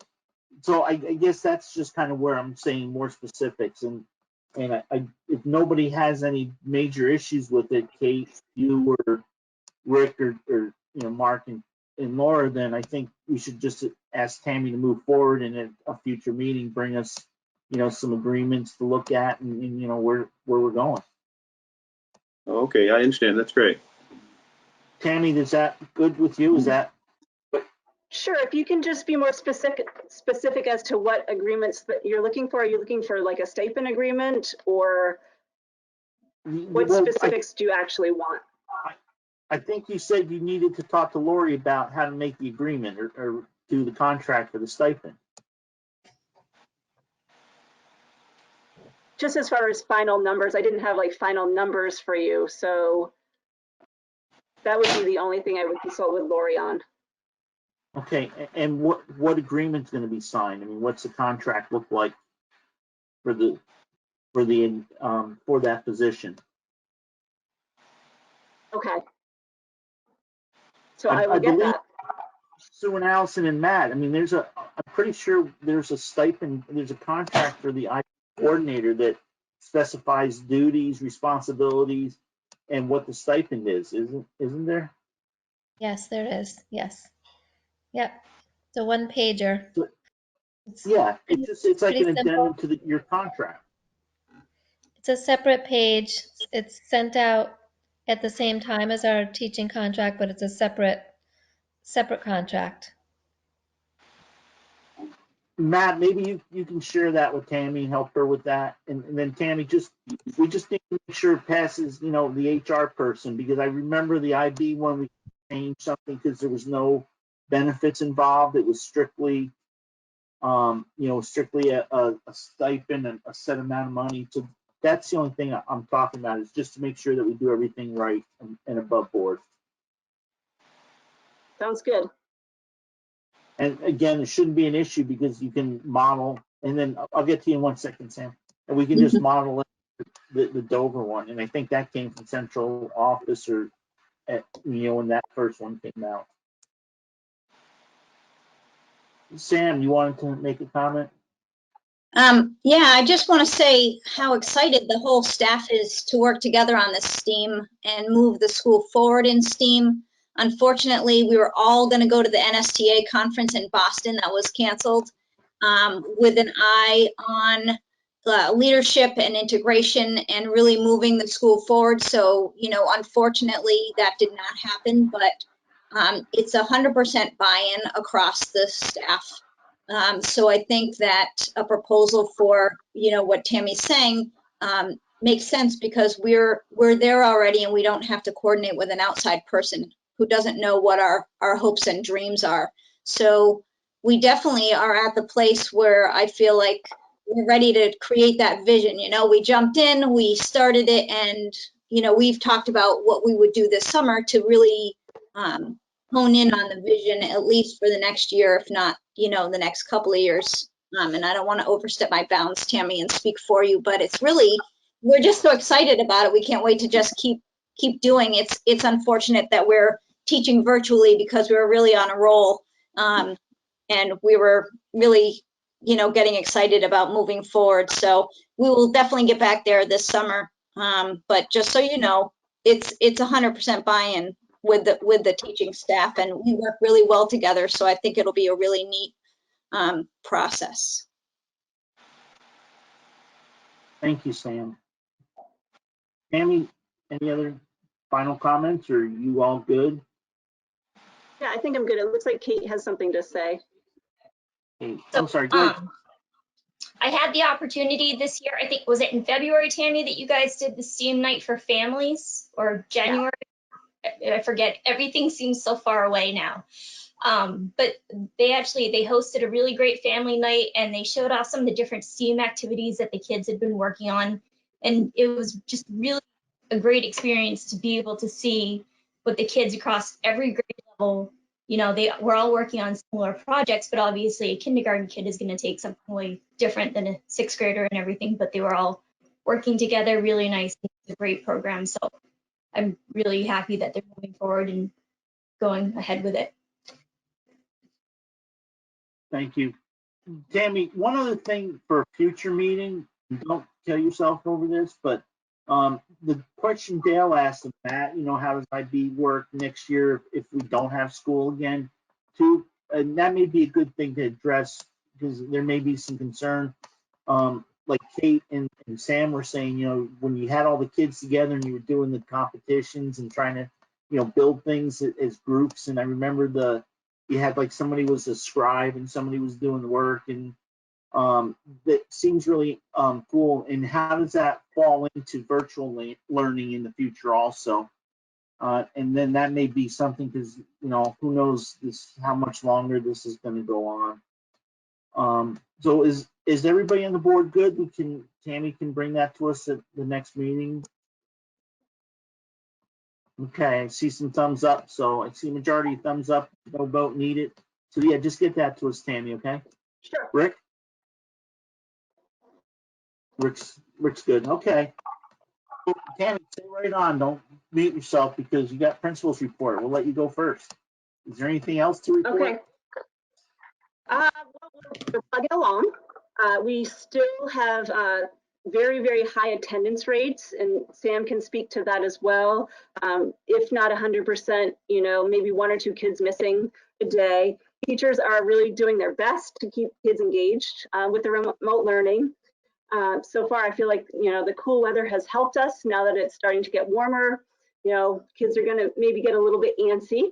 So we're trying to get creative to, you know, keep the engagement levels high. Sam and I had a meeting with our 6th grade parents last week. So we are beginning discussions, like Bill alluded to, about graduations, and then, you know, some end of the year fun stuff for the kids to do. But other than that, that's what we're working on. And I had asked in the beginning of the meeting under additions and deletions, I said I want to bring up end of year celebration, or, you know, used to be graduation. And has there been any thought between you and Matt and Bill and stuff on how you're going to do that? Are you going to do like a drive by the kids' houses with the bus and beep the horn? Yeah, so we talked about this briefly at a meeting that Sam and I had with the 6th grade parents, and we're at the point, it's in the beginning stages of discussion. No decisions were actually made, but you know, the group was sort of they wanted to sort of wait to sort of feel things out. We have a very, very small group of students, only 4 graduating. So we might be able to work within the limitations of a 25-person group, if that's possible, and do something, you know, socially distancing ourselves, but something live versus a virtual celebration for graduation. Okay, thank you. Does anybody have anything for Tammy? Any questions? Matt, you're up, sir. Thanks. Food service is running well. We're still averaging 50 to 55 meals a day. The deliveries are going up. We're up to 25, our maximum delivery, which is a lot. The staff has been doing development in both schools, and actually all the schools in Wyndham Central on Wednesdays. That will continue through the rest of the year. We will start working in Dover on our schedule for next year. We'll start that work next week with the hopes of having our schedule in place, at least assuming a normal-ish opening. The maintenance projects are plugging along. I don't remember exactly what we budgeted for internal painting for next year as a capital project, but that will actually be done going into next year. So whatever we budgeted, we won't have to spend, which is super exciting. And we are in discussions now about what we can do for summer school with the recent guidance that's come out, and what we have for staff and finances and what the options are available. I'll have to send home a family survey on usage of summer school later this week so that we can gather some data about that. And then in terms of graduation, we have 14 graduates this year. And we're talking right now, we're thinking about doing a drive-in style in the front of the school, drive-in movie style. So we might set our podium and such up just up under the overhang, project the sound out to the front lawn with speakers, have the 14 cars, only allow 1 car per family at 6 feet apart, line up in the drop-off zone. That will still leave us some options to have maybe a second car for each family as well. No contact, just, hear the speeches, hear the recognition in person. We'd like to be able to broadcast it over live stream of some sort, either a video conference or otherwise. If the governor releases the crowd size up to 25 on June 1st, then we would also invite the staff who were comfortable to participate in that kind of thing to join us.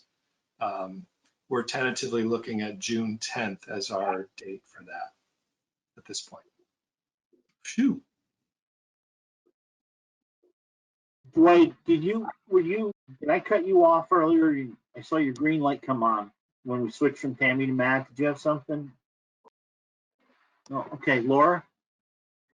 Yep, I just wanted to say thank you, guys, Matt, Tammy, staff, for all the work you're doing to try and honor these kids and try and keep things moving. I know it's exceptionally hard, what you're doing, so it's appreciated. Thank you. You're welcome.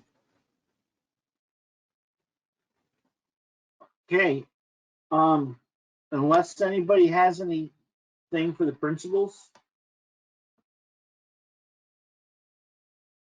So right now we have June 1st as a schedule. Oh, go ahead, Peter. I'm sorry. I got disconnected somehow or other, and I missed most of Matt's presentation. Matt, if you could jot me a couple of lines, what you want. Thanks. See the keyboard to Matt's right? He was playing that for us, and it was just music. If there's nothing else from anybody, so June 1st, I think would be safe probably. I know there's a lot of stuff maybe changing June 1st, but let's for now plan on it being a remote meeting, and we'll and we can reassess that after Memorial Day, depending on what the governor does, what his recommendations are. If he goes to 25 people in a meeting, and maybe we could set up in the gyms at the schools. We could probably do the spacing if we wanted to have an in-person meeting. So we'll just kind of keep that that open. We do have a couple contracts to discuss, so we do need an executive session for contractual. And I would ask that the two administrators stay on. And I think Mark kicks everybody off or something and then brings them back. I do see us taking action. So, Peter, we can either have Mark send you whatever action there is, or you can come back, and Rich from the BCTV who mutes himself. Same with you. Do you want to come back? And then Mark will let you know. The meeting is locked right now, so I can kick you all out and unlock the meeting when we come back from executive session. I'm guessing this will make a little bell go cling here. So people couldn't get into the meeting if they wanted to. I just locked it. I just locked it a minute ago. Okay. So can I get a motion from someone to move an executive session for contractual? I move we go into executive session for contractual. Okay, Night, bye, Sue. Night, Tracy. Hi, everyone. Mark, you seconded that? Yes, I did. Okay, so Peter made the Laura made the motion, Mark seconded. Paul, Rick, you good? I'm good. Dwight? Okay, What's that? Dwight's enough.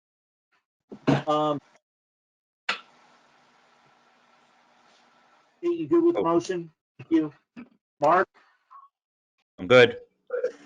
And Laura? Yes. Okay, so we're unanimous. We're now in executive session.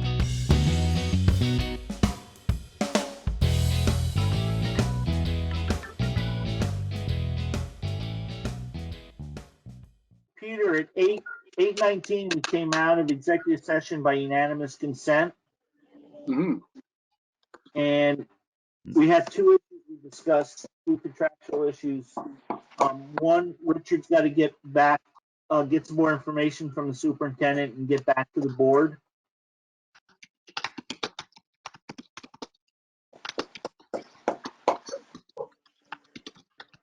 You're a And heavy then- typewriter. Yeah, then we have a motion. Somebody want to make? Yeah, I'll make a motion that that we hire Harry Reisig as teacher and have the chair sign the contract. There's And Rich. Peter, the last name is Reisig. Okay, so Mark made the motion. Do I have a second? Second. Dwight seconds it. Is there any discussion? By roll call, Rick, Aye. Dwight, Aye. Laura, Aye. Kate, Aye. Mark. Aye. So it's unanimous. I will sign his contract and send it back to the superintendent. Being that all of the business to come before the board, we've already talked about our next meeting. I'll entertain a motion to adjourn. Rich, NCTV Rich, can you hold on for a minute after everybody adjourns? I've got a technical question for you. Okay, good, because I got a technical question for you. All right, you guys have fun with your technical issues. So Yeah, moved. Mark, give me a call in my office, okay? After we get off? Yeah. Yeah, 5749, okay? Okay. Okay, so Play who makes a nice. motion? Laura? I said play nice. Oh, we will. If you somebody make a motion to adjourn. Motion to So adjourn. Thank you, Kate. Dwight seconds that? Yeah, oh yeah. And everybody votes in favor. Thank you, guys. Have a good Thank you, morning. Rich.